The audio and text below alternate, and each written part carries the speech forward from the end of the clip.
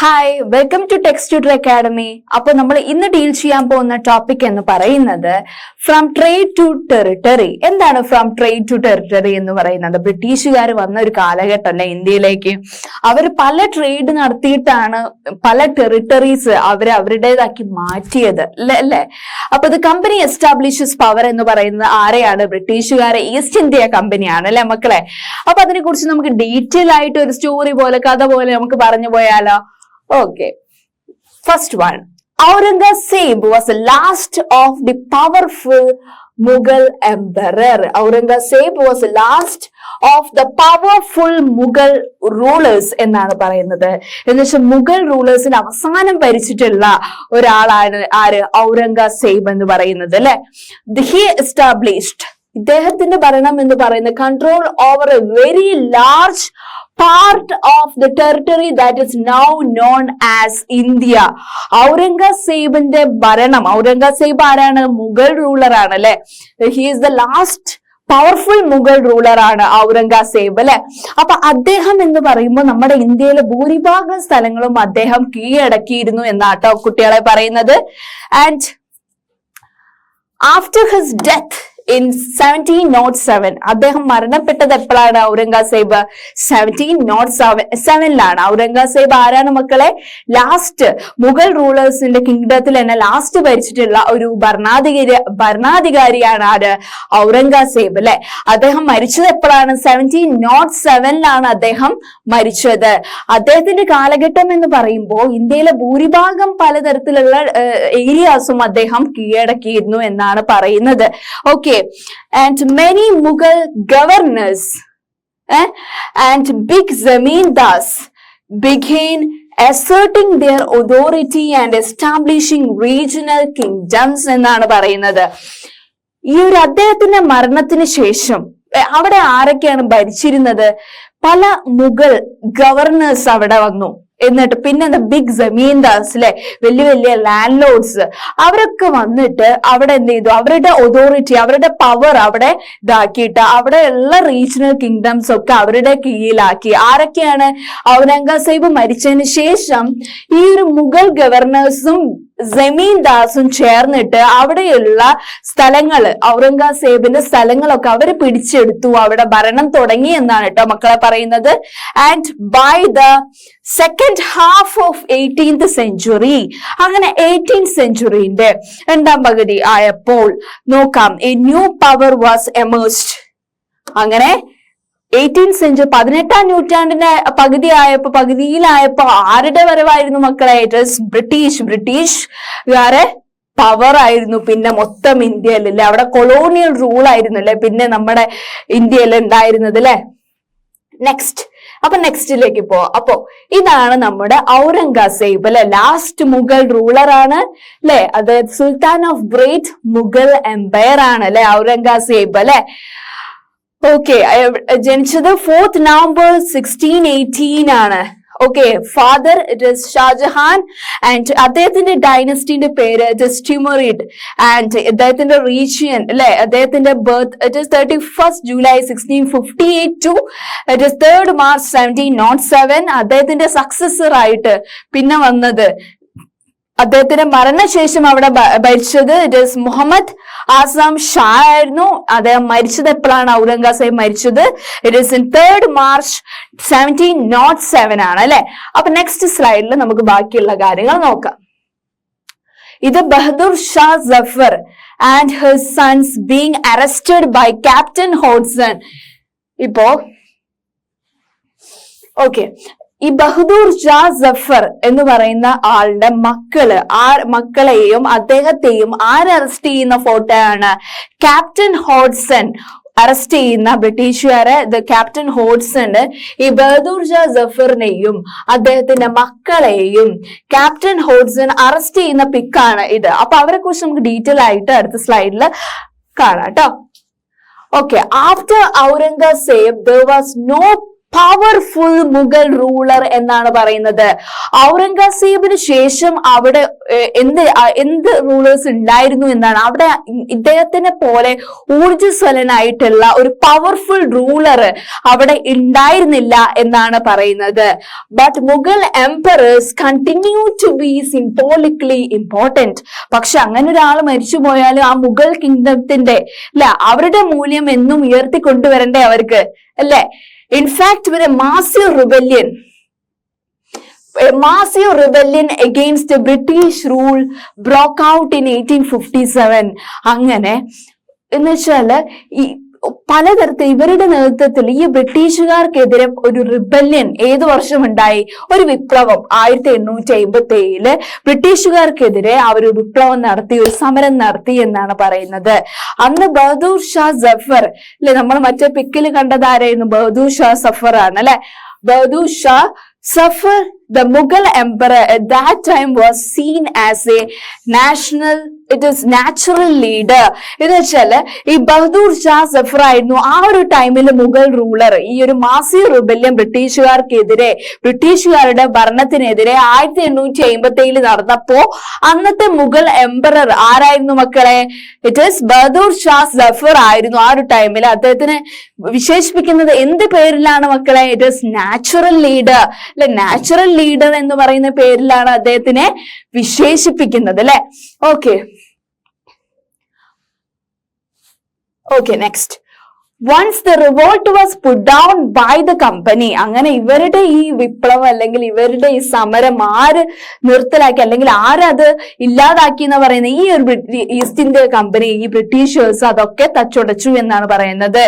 And Bahadur Shah Zafar was forced to leave. എന്ന് വെച്ചാൽ അവിടെയുള്ള മുഗൾ റൂളർ ആയിട്ടുള്ള ബഹദൂർ ഷാ സഫറെ എന്താക്കി? നാട് കടത്തി എന്നാണ് പറയുന്നത്. And her sons were shot in cold blood. അതുകൊണ്ടാണ് ആ ഒരു ടൈമിൽ ഇവർക്കെതിരെ എന്ന് വെച്ചാൽ ബ്രിട്ടീഷുകാർക്കെതിരെ വിപ്ലവം അല്ലെങ്കിൽ സമരം അവരെ ഇവിടുന്ന് എങ്ങനെങ്കിലും പുറത്താക്കാൻ വേണ്ടി നോക്കിയപ്പോ അവിടുത്തെ എംപറർ ആരായിരുന്നു? മുഗൾ എംപറർ ആരായിരുന്നു എന്ന് ഞാൻ പറഞ്ഞിരുന്നത്? ബഹദൂർ ഷാ സഫർ ആണ് അല്ലെ. ഇതാണ് നമ്മുടെ ബഹദൂർ ഷാ സഫർ. ഓക്കെ, അപ്പോ അദ്ദേഹത്തിന്റെ മക്കളെയും ഇവരെന്ത് ചെയ്തു? അറസ്റ്റ് ചെയ്തു. ബ്രിട്ടീഷുകാർക്കെതിരെ ഇവർ റിവോൾട്ട് നടത്തിയില്ലേ? അപ്പോ അതിനെതിരെ ബ്രിട്ടീഷുകാർ എന്ത് ചെയ്തു? ബഹദൂർ ഷാ സഫറിനെ നാട് കടത്തുകയും അദ്ദേഹത്തിന്റെ 2 മക്കളെ കൊന്നെടുക്കുകയുമാണ് ബ്രിട്ടീഷുകാര് അതിന് വിപരീതമായി ചെയ്തത്. Okay, next slide. ഇതാണ് routes to India in the 18th century അല്ലെ. ഈ ഒരു ഇതിലാണ് ബ്രിട്ടീഷുകാർ ഇന്ത്യയിലേക്ക് പല രീതിയിലും ട്രേഡിനായിട്ട് വന്നത്. ഇത് അതിന്റെ ഒരു ജസ്റ്റ് മാപ്സ് ആണ്. Okay. East India company comes east. നമ്മുടെ ഏരിയ എന്ന് പറയുന്നത് ഈസ്റ്റ് ഏരിയ ആണ് അല്ലെ. അപ്പൊ അവിടേക്ക് ഈസ്റ്റ് ഇന്ത്യ കമ്പനി ഫോം ചെയ്തത് എങ്ങനെയാ? അവരെ വരവ് എങ്ങനെയാന്ന് നമുക്ക് ഡീറ്റെയിൽ ആയിട്ട് പറഞ്ഞാലോ മക്കളെ? ഏത് വർഷമായിരുന്നു? ഇറ്റ് വാസ് ഇൻ 1600 അല്ലെ. The East India Company acquired a charter from the ruler of England, Queen Elizabeth I, granting it the sole right to trade with the East. എന്ന് പറഞ്ഞാല് 1600 ആ ഒരു വർഷം ഈസ്റ്റ് ഇന്ത്യ കമ്പനിക്ക് അനുമതി കിട്ടി ട്രേഡ് ചെയ്യാൻ അല്ലെ. എന്ന് വെച്ചാൽ ഈസ്റ്റ് റീജിയൻസുമായിട്ട്, ഈസ്റ്റ് കൺട്രീസുമായിട്ട് എല്ലാ വിധത്തിലുള്ള ട്രേഡിങ്ങും നടത്താനുള്ള അനുമതി ആരാണ് കൊടുത്തത്? It is the ruler of England. ഇംഗ്ലണ്ടിലെ ഭരണാധികാരിയായ എലിസബത്ത് ഫസ്റ്റ് ആണ് ഈ ഒരു ബ്രിട്ടീഷുകാർക്ക് ഈസ്റ്റ് കൺട്രീസുമായിട്ട് ട്രേഡ് നടത്താനുള്ള ചാർട്ടർ അനുമതി നൽകിയത്. ഓക്കെ, എപ്പോഴാണ്? 1600 ആ ഒരു വർഷത്ത്. This meant that no other trading group in England could be compete with the East India Company. ഇതെന്ന് വെച്ചാൽ എന്താ പറയുന്നത്? വേറെ ഒരു ട്രേഡിംഗ് കമ്പനി ആരുമായിട്ട് മത്സരത്തിൽ നിൽക്കരുത് എന്നാ പറയുന്നത്. ഈ ഒരു ഈസ്റ്റ് ഇന്ത്യ കമ്പനിയുമായിട്ട് നിൽക്കരുത് എന്നാണ് പറയുന്നത്. Okay. With this charter, the company could venture across the oceans. അതുകൊണ്ട് ഈ ചാർട്ടർ ഉപയോഗിച്ചിട്ട് അല്ലെ, ആരാണ് ഇംഗ്ലണ്ടിലെ ഭരണാധികാരിയായ എലിസബത്ത് ഫസ്റ്റ് ആണ് ഈ ബ്രിട്ടീഷുകാരോട് 1600 ഈ വർഷത്തിൽ പറഞ്ഞത്, 1600 ആ വർഷത്ത് പറഞ്ഞത് എന്താണ് മക്കളെ, നിങ്ങൾക്ക് ഈസ്റ്റ് റീജിയൻ, ഈസ്റ്റ് കൺട്രീസുമായിട്ട് നിങ്ങൾക്ക് ട്രേഡ് നടത്താം, വാണിജ്യപരമായിട്ടുള്ള കാര്യങ്ങൾ ഇടപെടാം, നിങ്ങൾക്ക് അവരുമായിട്ട് ട്രേഡ് പേർപ്പസസിൽ ഉൾപ്പെടാം എന്ന് പറഞ്ഞത്. അപ്പോ ഇവര് ഈ ട്രേഡിംഗ് ഗ്രൂപ്പിന് ഇംഗ്ലണ്ട് പറഞ്ഞത്, അവരെന്താണ് പറഞ്ഞത്, മറ്റുള്ള സ്ഥലം നമ്മൾ എന്ത് ചെയ്യരുത്, നോ അതർ ട്രേഡിംഗ് ഗ്രൂപ്പ്, ഇംഗ്ലണ്ടിലുള്ള ഒരു ട്രേഡിംഗ് ഗ്രൂപ്പും ആരുമായിട്ട് മത്സരത്തിന് നിൽക്കരുത് എന്നാ പറയുന്നത്. ഈസ്റ്റ് ഇന്ത്യ കമ്പനിയുമായിട്ട്, ബ്രിട്ടീഷുകാരുമായിട്ട് ഒരു തരത്തിലുള്ള മത്സരത്തിൽ നിൽക്കരുത് എന്നാണ് കേട്ടോ കുട്ടികളെ പറയുന്നത്. പിന്നെ ഈ ഒരു ചാർട്ടർ അവർക്ക് ട്രേഡിംഗ് നടത്താന്ന് പറഞ്ഞല്ലോ, പിന്നെ ഓഷ്യൻസ് വഴിയും അല്ലെ, looking for new lands from it could buy goods at a cheap price, അവർക്ക് ചെറിയ വിലയ്ക്ക് അല്ലെ സാധനങ്ങള് അവിടെ നിന്ന് ട്രേഡ് ചെയ്യാനും അല്ലെ, and carry them back to Europe to sell at higher prices അല്ലെ. ഈ ബ്രിട്ടീഷുകാരെ എന്ത് ചെയ്യും, ഈസ്റ്റ് കൺട്രീസിൽ വന്നിട്ട് ഇന്ത്യ അങ്ങനെയുള്ള പല രാജ്യങ്ങളിലും വന്നിട്ട് അവർ ആധിപത്യം സ്ഥാപിച്ച് അവിടെയുള്ള ഗുഡ്സ്, അവരുടേതായിട്ടുള്ള റിസോഴ്സസ് അവർ ക്യാപ്ചർ ചെയ്തിട്ട് ചെറിയ വിലയ്ക്ക് അവർ അവിടുന്ന് വാങ്ങും. ഇന്ത്യയിൽ നിന്ന് പല പ്രൊഡക്ട്സും വാങ്ങിയിട്ട് വലിയ വിലയ്ക്ക് അവർ യൂറോപ്പിൽ കൊണ്ടുപോയി അവരെന്തായിരിക്കും വിറ്റയക്കും എന്നാണ് പറയുന്നത് കേട്ടോ. അപ്പൊ നമ്മൾ പറഞ്ഞ 1600 അവര് കമ്പനീസ് ചാർട്ടർ കിട്ടി. ആരെ നിന്ന് എന്ന് വെച്ചാല് ഇംഗ്ലണ്ടിലെ ക്യൂനായിട്ടുള്ള രാജ്ഞിയായിട്ടുള്ള എലിസബത്ത് ഫസ്റ്റ് പറഞ്ഞ് നിങ്ങൾക്ക് ഈസ്റ്റ് കൺട്രീസുമായിട്ട് നിങ്ങൾക്ക് എന്ത് ചെയ്യാം, ട്രേഡ് നടത്താം എന്ന് പറയുകയും മറ്റുള്ള ഇംഗ്ലണ്ടിലെ ട്രേഡിംഗ് കമ്പനീസ് ഇവരുമായിട്ട് കോമ്പീറ്റ് ചെയ്യരുത്, മത്സരത്തിന് നിൽക്കരുത് എന്ന് പറഞ്ഞു.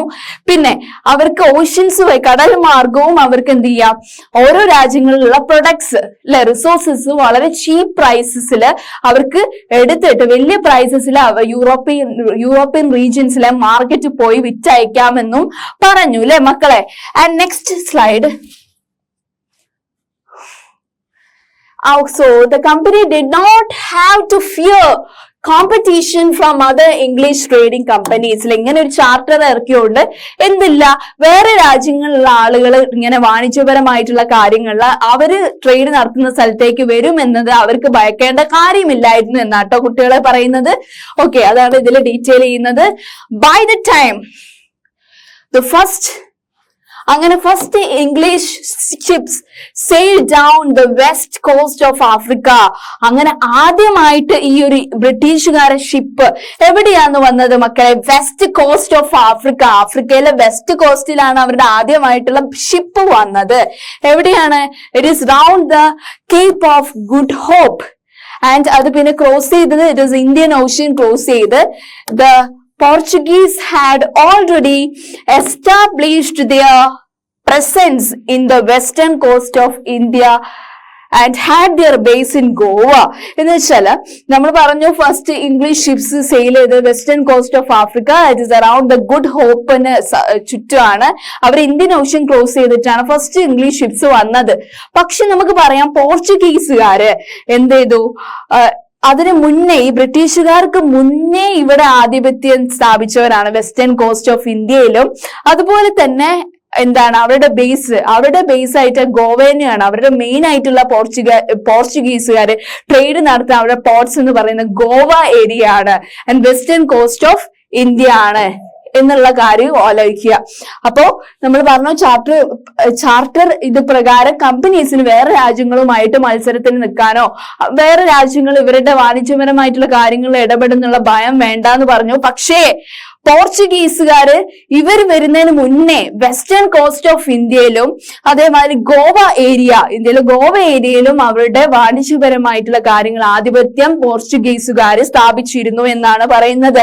ഫസ്റ്റ് ഇംഗ്ലീഷ് ഷിപ്സ് വന്നത് എവിടെയാണ്, വെസ്റ്റ് കോസ്റ്റ് ഓഫ് ആഫ്രിക്കയിലെ കേപ്പ് ഓഫ് ഗുഡ് ഹോപ്പിന് ചുറ്റും. അത് എവിടെ ക്രോസ് ചെയ്തു, ഷിപ്പ് ഇന്ത്യൻ ഓഷ്യനിലെ.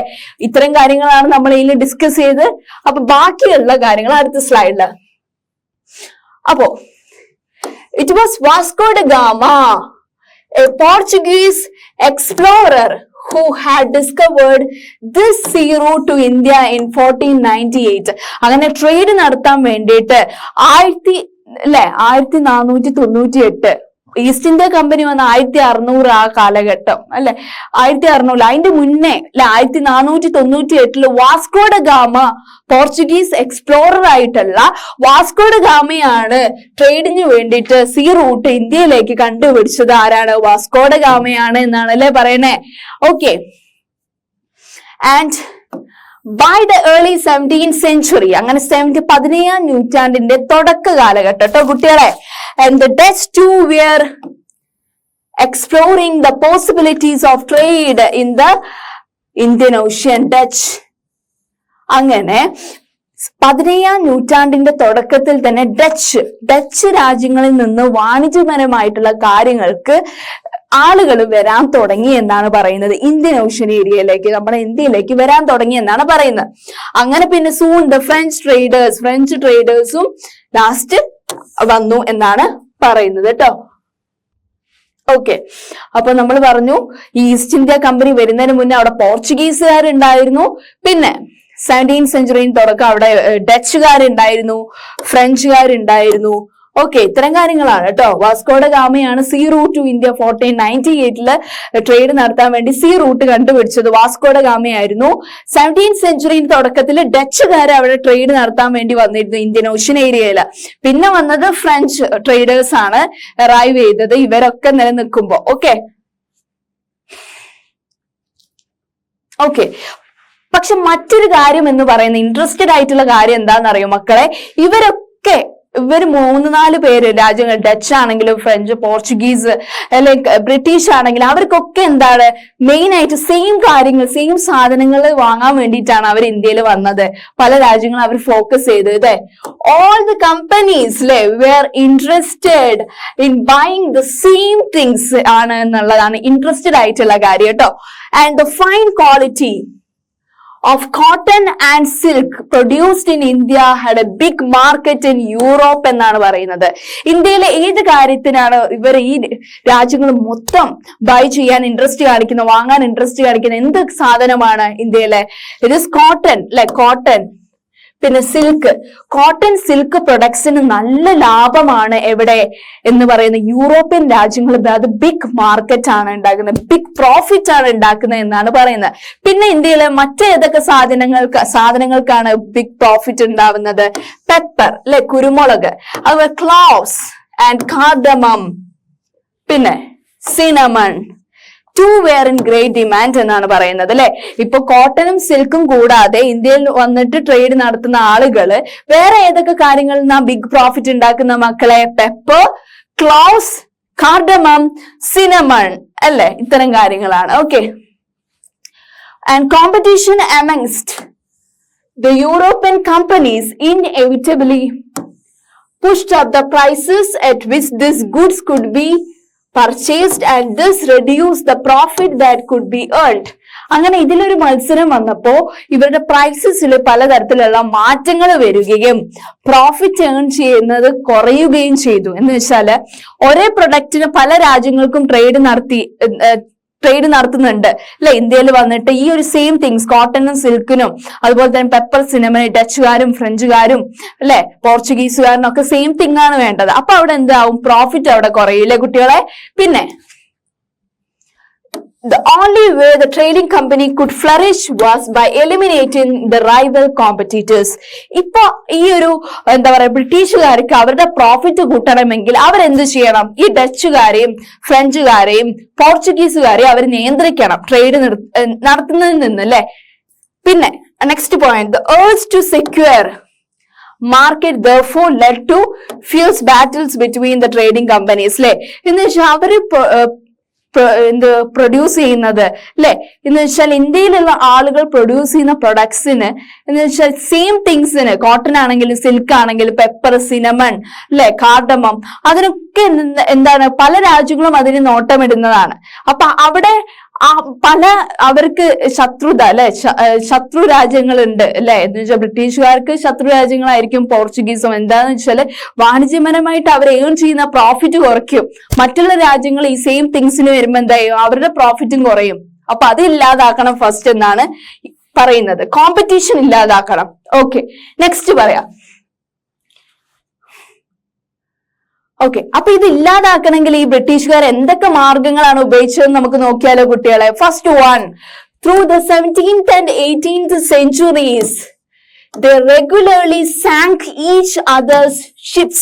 എന്ന് വെച്ചാൽ പല രാജ്യങ്ങളിൽ നിന്നും വരുന്ന ഷിപ്സ്, ട്രേഡിന് വരുന്ന ഷിപ്സ് അവരെന്ത് ചെയ്യും, മുക്കിക്കളയും എന്നാണ് പറയുന്നത്. പല ഇതും വെച്ചിട്ട്, ബോംബ്സ് വെച്ചിട്ട് ബ്ലോക്കേഡ് ദ റൂട്ട്സ്, അവർ വരുന്ന സീ റൂട്ട് ആയിക്കോട്ടെ ലാൻഡ് റൂട്ട് ആയിക്കോട്ടെ അതൊക്കെ അവർ ബ്ലോക്ക് ചെയ്യും ബ്രിട്ടീഷുകാര്.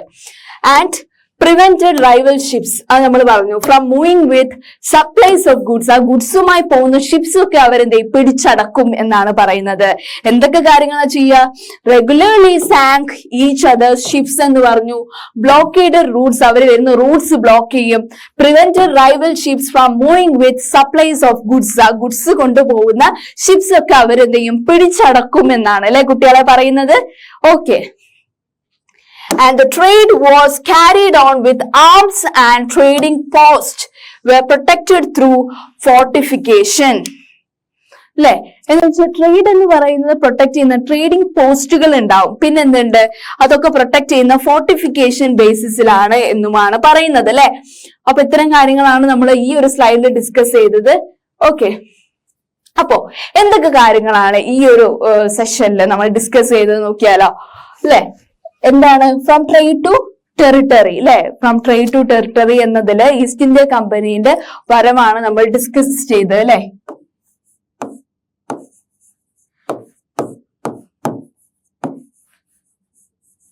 ഈസ്റ്റ് ഇന്ത്യ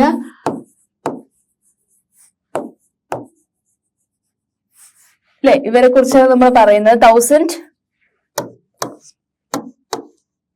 1600 ആ കാലഘട്ടമാണ് എന്ത്, ഈ ഈസ്റ്റ് ഇന്ത്യ കമ്പനീസ് വന്നത് പല രാജ്യങ്ങളിലേക്കും അവര് ഫോം ചെയ്തത് അല്ലെ. ആ ഒരു ഇതില് ആരാണ് ചാർട്ടർ ഇറക്കിയത്, അവർക്ക് ട്രേഡ് നടത്താനുള്ള അനുമതി കൊടുത്തത് ആരാണ് മക്കളെ? It is Elizabeth first. Elizabeth first എവിടുത്തെ റൂളർ ആയിരുന്നു, എവിടുത്തെ രാജ്ഞിയായിരുന്നു മക്കളെ? It is the ruler of, പറഞ്ഞ റൂളർ ഓഫ് ഇംഗ്ലണ്ട് അല്ലെ. ഇംഗ്ലണ്ടിലെ രാജ്ഞിയായിരുന്നു അല്ലെ. അവരാണ് എന്ത് ചെയ്തത്, ഫോമേ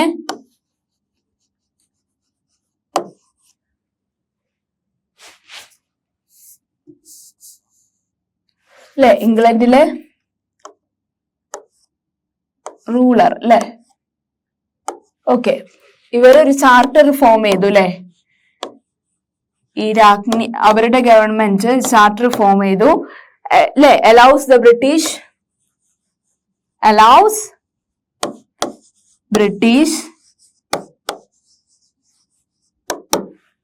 to trade with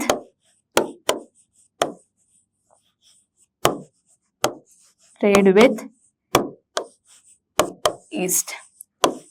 പിന്നെ ഈ ചാർട്ടറിൽ പറയുന്ന വേറൊരു കാര്യം എന്ന് പറയുമ്പോൾ ഇംഗ്ലണ്ടിലെ മറ്റു ട്രേഡിംഗ് കമ്പനി ആരുമായിട്ട് കോമ്പറ്റീഷനിൽ പോകരുത് എന്നാണ് പറയുന്നത്. ഈ ബ്രിട്ടീഷുകാരുമായിട്ട് കോമ്പറ്റീഷന് പോകരുത് എന്നും പറഞ്ഞിട്ടുണ്ട്. അതുകൊണ്ട് തന്നെ ഈ ബ്രിട്ടീഷുകാർക്ക് ഒരു ഭയവും ഇല്ലായിരുന്നു, വേറെ ഏത് രാജ്യങ്ങൾ വരുമോ എന്നുള്ള ഒരു ഭയവും ഇല്ലായിരുന്നു. പക്ഷേ പിന്നെ അവിടെ സീ റൂട്ട് 1498 വാസ്കോഡ ഗാമ എന്ന് പറയുന്ന വാസ്കോഡ ഗാമ പോർച്ചുഗീസ് എക്സ്പ്ലോറർ ആണ് അല്ലെ. വാസ്കോഡ ഗാമ പോർച്ചുഗീസ് എക്സ്പ്ലോറർ എന്ത് ഫോം ചെയ്തു, അവിടെ എന്തുണ്ടാക്കി, ട്രേഡിംഗ് പേർപ്പസസിന് വേണ്ടി സീ റൂട്ട് അല്ലെ. സീ റൂട്ട് ഏത് വർഷത്തിലാണ് കുട്ടികളെ പറഞ്ഞത്, ഏത് വർഷത്തിലാണ് വാസ്കോഡ ഗാമ നമ്മുടെ കാലിക്കറ്റിൽ വന്നിട്ട് സീ റൂട്ടിന് വേണ്ടി 1498 അല്ലെ. അപ്പൊ ഈ ബ്രിട്ടീഷുകാർ വിചാരിച്ചു അവര് മാത്രമാണ് ഇവിടെ ട്രേഡ് നടത്താൻ ആദ്യമായിട്ട് വരുന്നതെന്ന്. പക്ഷെ അതിന് മുന്നേ അവിടെ റൂള് ഉറപ്പിച്ചത് ആരായിരുന്നു മക്കളെ? പോർച്ചുഗീസ് ആണ്. നമ്മൾ പറഞ്ഞല്ലോ പോർച്ചുഗീസ് അല്ലെ. അവരുടെ പോർട്സ് എന്ന് പറയുന്നത് ഗോവ ഏരിയാസ് ആണ്. ഗോവ ഓക്കെ, അവരുടെ ട്രേഡിംഗ് പേർപ്പസിന് അവർ ഫോക്കസ് ചെയ്യുന്ന ഏരിയ മെയിൻ. പിന്നെ അവിടെ മെയിൻ ആയിട്ട് സെയിം തിങ്സിന് നമ്മൾ പറഞ്ഞു, ഈ ബ്രിട്ടീഷുകാരായിക്കോട്ടെ, ഡച്ചുകാരായിക്കോട്ടെ, ഫ്രഞ്ചുകാരായിക്കോട്ടെ, അല്ലെ? അവരൊക്കെ ഒരേ കാര്യങ്ങൾക്ക് വേണ്ടിയിട്ടാണ് വന്നത് എന്ന് പറഞ്ഞു അല്ലെ. എന്തിനായിരുന്നു കൂടുതലായിട്ട് അവർക്ക് പ്രോഫിറ്റ് ഗെയിൻ ചെയ്യാൻ പറ്റുന്ന സാധനങ്ങൾ? ഇപ്പൊ നമ്മൾ പറഞ്ഞു പോർച്ചുഗീസ് കൂടാതെ ഡച്ചുകാര് ഇവിടെ വന്നു അല്ലെ, ഡച്ച് വന്നു, പിന്നെ ഫ്രഞ്ച്, ഇപ്പൊ എന്താ അതർ ട്രേഡേഴ്സ് ആണ്, ഇവരൊക്കെ ട്രേഡ് നടത്തിയ ആളുകളാണ് കേട്ടോ. ഓക്കെ, ഫ്രഞ്ച് ട്രേഡേഴ്സ് വന്നു അല്ലെ, ഡച്ച് ട്രേഡേഴ്സ് വന്നു, പിന്നെ എന്താണ് മക്കളെ? ഫ്രഞ്ച് ട്രേഡേഴ്സ് അല്ലെ. ഓക്കെ, ഇവരൊക്കെ ഒരു മെയിൻ കാര്യത്തിനാണ് വന്നത് അല്ലെ, ട്രേഡ് നടത്താൻ വേണ്ടിയിട്ടാണ് ഇന്ത്യയിൽ വന്നത്. എന്തൊക്കെ സാധനങ്ങൾക്കാണ് മെയിൻ ആയിട്ട് അവർക്ക് പ്രോഫിറ്റ് ഗെയിൻ ചെയ്യാൻ പറ്റിയത്? ഏതൊക്കെയായിരുന്നു മെയിൻ ആയിട്ടുള്ള കാര്യങ്ങളാണ്? 6 എന്തൊക്കെയാണ്? കോട്ടൺ അല്ലെ, കോട്ടൺ, സിൽക്ക്, പിന്നെ ഇത് കൂടാതെ വേറെ എന്തൊക്കെയാണ്? പെപ്പർ അല്ലെ, കാർഡമം, പിന്നെ സിനമൺ. ഓക്കെ, ഇത്തരം കാര്യങ്ങളാണ്. ഓക്കെ, അപ്പൊ ഇത്തരം രാജ്യങ്ങൾ ഒരുമിച്ച് ട്രേഡ് നടക്കും ഒരേ കാര്യങ്ങൾക്കാണ്. Cotton, silk, pepper, cardamom, cinnamon അല്ലെ. അപ്പൊ അവരുടെ പ്രോഫിറ്റ് എന്ത് ചെയ്യും? ബ്രിട്ടീഷുകാരെ പ്രോഫിറ്റ് എന്തായാലും കുറയുന്നു ഉറപ്പായി അല്ലെ.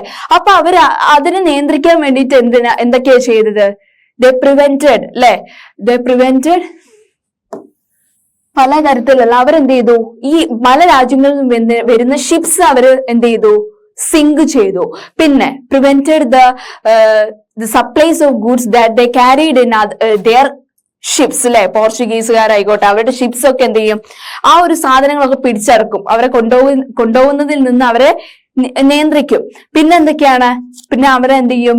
റൂട്ട്സ്, അവർ വരുന്ന റൂട്ട്സ് ഒക്കെ ബ്ലോക്ക് ചെയ്യും. അതൊക്കെയാണ് പ്രിവെൻഷൻസ് ഈ ബ്രിട്ടീഷുകാർ എടുത്തിരുന്നത്. അപ്പൊ ഇത്തരം കാര്യങ്ങളാണ് എലിസബത്ത് റൂളർ അല്ലെ, Elizabeth first ruler of England ആണ് ചാർട്ടർ ഇറക്കിയത്. ഈ ബ്രിട്ടീഷുകാർക്ക് ഈസ്റ്റ് കൺട്രീസുമായിട്ട് ട്രേഡ് നടത്താമെന്നും, പിന്നെ അതിനു മുന്നേ വാസ്കോ ഡ ഗാമ 1498 ആണ് സീ റൂട്ട് ഫോം ചെയ്തത്, എന്ത് ട്രേഡ് നടത്താൻ വേണ്ടിയിട്ട്. അതുകൂടാതെ പോർച്ചുഗീസുകാർ അല്ലെ, പോർച്ചുഗീസുകാർ നമ്മൾ പറഞ്ഞു അതിന്റെ മുന്നേ വന്നിട്ടുണ്ട്. Vasco da Gama sea route, ഗോവയാണ് അവരുടെ ട്രേഡിംഗ് പോർട്ടായിട്ട്.